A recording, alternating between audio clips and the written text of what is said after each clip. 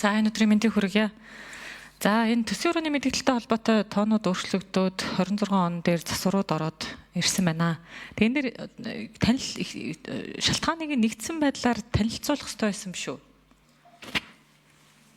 За юун дээр танилцуулга авмаар байна гэвэл хэрэглээний үнийн өсөлтийн түвшинг бид нэр яг анх засгаас орж ирсэн үйлбэр дээр 7 байсан. Одоо болохоор 7.5 болж өсөж орж ирж байгаа юм байна. Энийн үндсэн шалтгааныг тайлбарлаад өгөөж.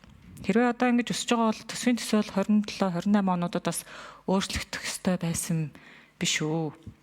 Тэгээд хоёрдугаар нэг зүйл нь болохоор өнөөдөр бас тэр нийгмийн бодлого төсөв хоёрын хамтарсан хуралдаан дээр нэлээд яригдах шиг болсон тэтгэвэр болон цалинтай холбоотой асуудлууд. Тэгээд хэрвээ тэр урсгал зардал дээр өөрчлөлт ороод 26 оны анх өргөн баригдсан энэ төсвийн хүрээний мэдээлэл дээр өөрчлөлт орохоор болвол орцсон байгаа байдал нь юм уу? Эсвэл дараа нь дахиж өөрчлөлт орох юм уу? Ийм хоёр зүйл дээр хариулт авъя.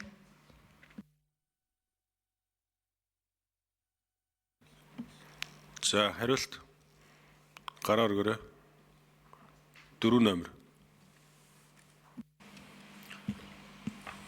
За эдийн засгийн хөгжлийн яамны төрийн нэрийн бичгийн дараа Батхөө уян гишүүний асуултанд хариулъя. Орлого зарлагыг 490 тэрбумаар нэмэгдүүлж байгаатай холбоотой урсгал зардлын өсөлт нь өөр инфляцид шууд нөлөөлнө. Энэ тооцооллыг бас хийсэн нөлөөллийн тусгаар 26 оны инфляцийн зорилт түвшин 7.5 болж дээш нэмэгдэхээр тоо гарч байгаа. Саяны байнгын орон дээр хилцэгдсэн асуудлыг бол энэ дээр би хэлж хариулж болохгүй байна. Саяны зарлага өсөж байгаагийн тооцоолыг оруулахаар инфляцийн түвшин 7-аас 7.5 болж нэмэгдэхээр байгаа. Тэр чинь би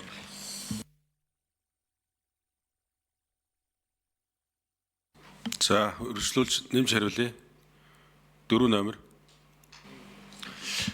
Ажлын хэсэг сая энэ байнгын ороо хүлээж байгаа нөгөө байнгын оронд хилцэгдсэн асуудал байнгын ороо хоорондоо асуудал ярих хэрэгтэй хаа. Ажлын хэсэг дээр тэр юм тооцоол яригдаагүй шүү дээ.